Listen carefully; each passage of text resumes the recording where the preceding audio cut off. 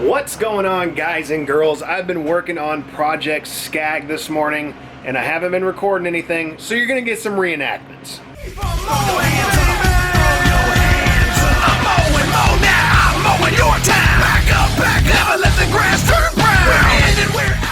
But starting off, taking a little once over of Project Scag, something's missing.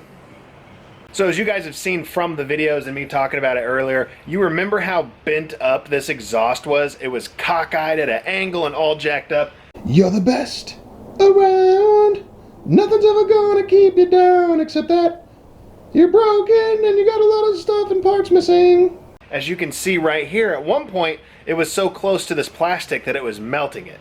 See, as you can see right here how close the exhaust was, the way it was kicked up and melting all this. I actually found this piece on eBay and I have it ordered. It was only 18 bucks. I forgot all about eBay. I got to start getting back on eBay for sure. So for me, when it comes to bending something like this exhaust back to how it needs to be, I don't have all the cool tools for that. I don't have torches and welders and things like that just to do it probably what would be the proper way, or maybe a little bit more simple. But let me give you an idea of what I was doing.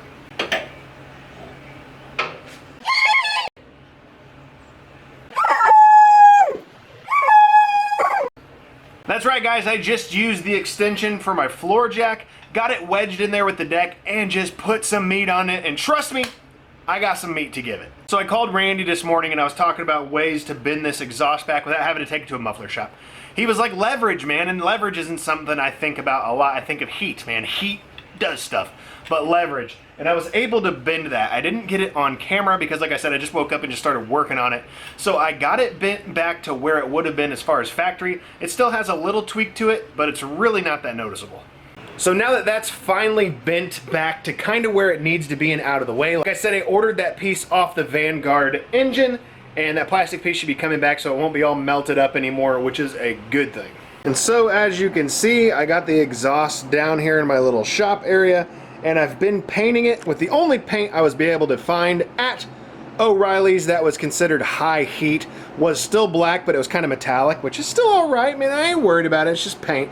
But I definitely wanted to cover up the rust and do something rust preventative for this, even though the heat shield's still kind of broken right in here.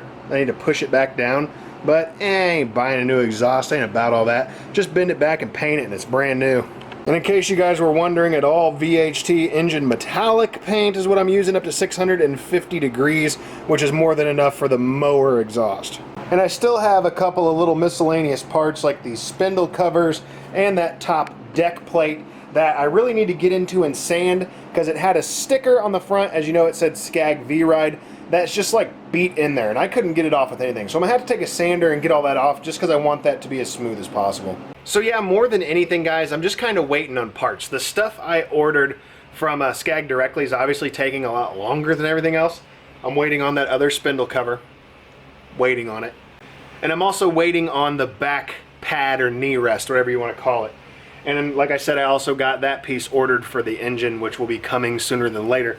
I also went ahead and ordered the side little bumping pad.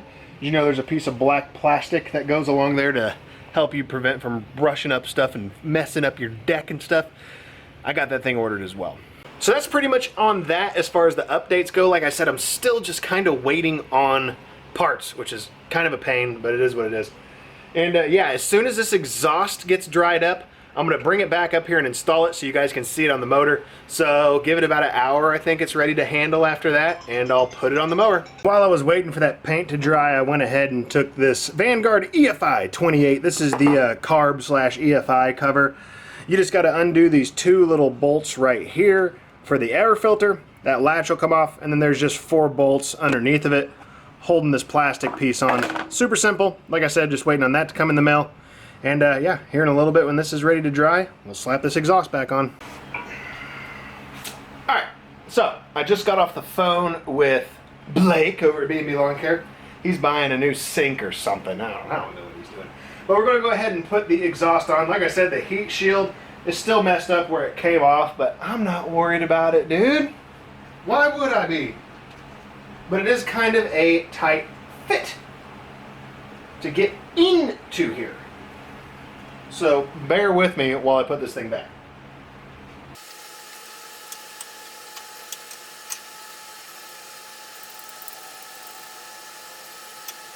And if you guys are wondering why I'm wearing the little latex gloves, I don't want to get all the like little finger paint smudges or finger smudges on the paint, just in case the paint's not completely dry in some spots. Solves that from happening.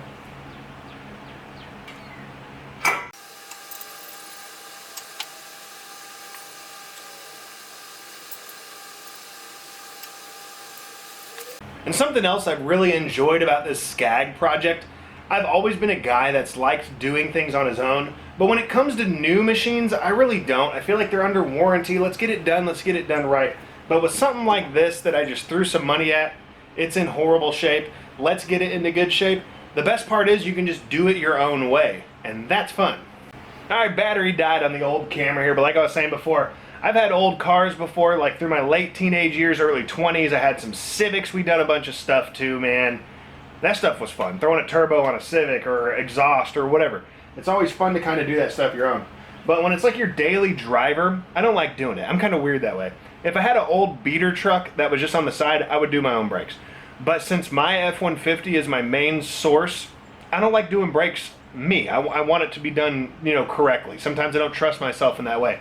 But being able to tinker around with a machine like this, not only are you going to help yourself when you're out in the field mowing, knowing how to fix problems because you dug into it so much, but it also gives you a feeling of gratification that you know that you did it on your own, which is fun.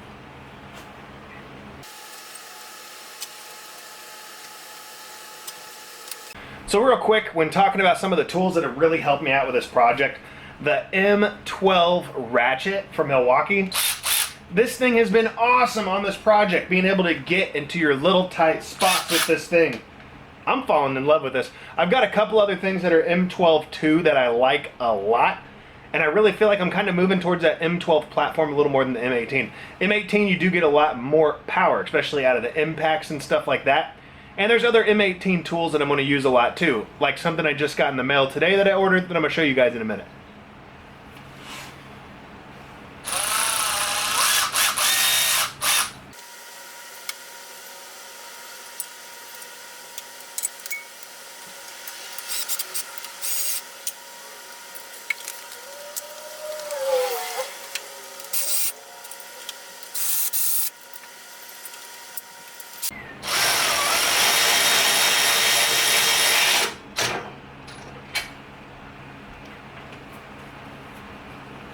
Because not only can you get into super tight places with this thing, but it also can literally be used like a ratchet, not just battery powered.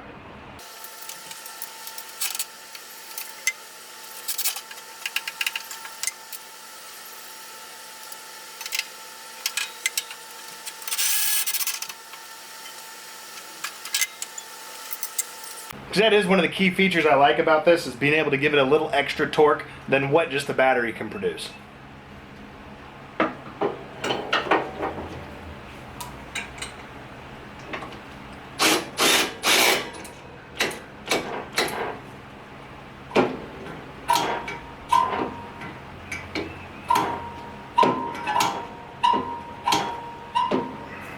So there you guys go, exhaust back on and at least 98% straighter than it was, and a big distance away from the motor. It used to be right on this. Like I said, I just stuck a pry bar down in beside here where you can see that metal bar going across, and was able to pull it back and get it all straightened out. So it looks good now, especially now that it's all painted black and going to match all my other stuff and no longer a big rust bucket. But let's go ahead and plug the exhaust sensor back in, and we'll be done with that. Try to keep this away from the heat, so I'm going to wrap it back behind some of these wires so it stays out of the way.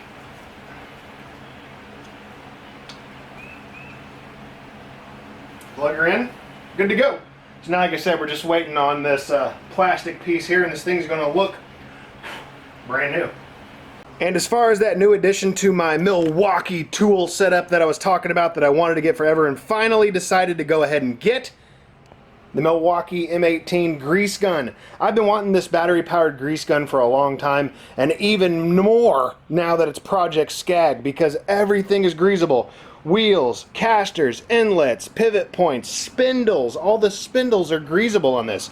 And you need to upkeep on that maintenance to have the longest life out of those spindles. The Graveleys are sealed, so just the front casters and wheels and whatnot need greased on those. You like how they're just collecting boxes?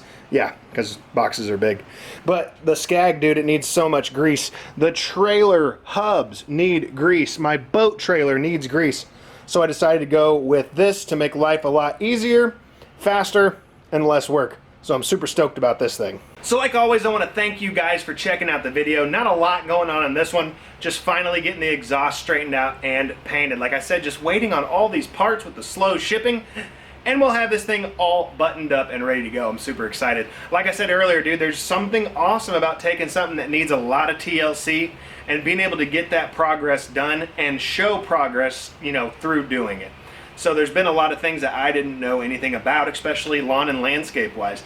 Some of these problems that could happen to the Graveleys that I wouldn't know anything about. And now, since I've been able to tinker around on this old, used, beat up Scag, I have a better understanding of how a lot of these machines work, and I think it's going to help me out in the long run. But like always, guys, more videos to come. Definitely more videos on the Scag. Like I said, I appreciate you guys for watching this. If you're watching for the first time, please hit the subscribe button because I always have more videos coming. Hit the like button if you enjoyed the video, and please leave a comment down below if there's any other stuff you've noticed on this machine since I've been using it and doing this process that you think may need issues or may need work or may need attention, or if you're just digging the project, man. Have a great rest of your day, man, and I'll see you guys in the next one. Later.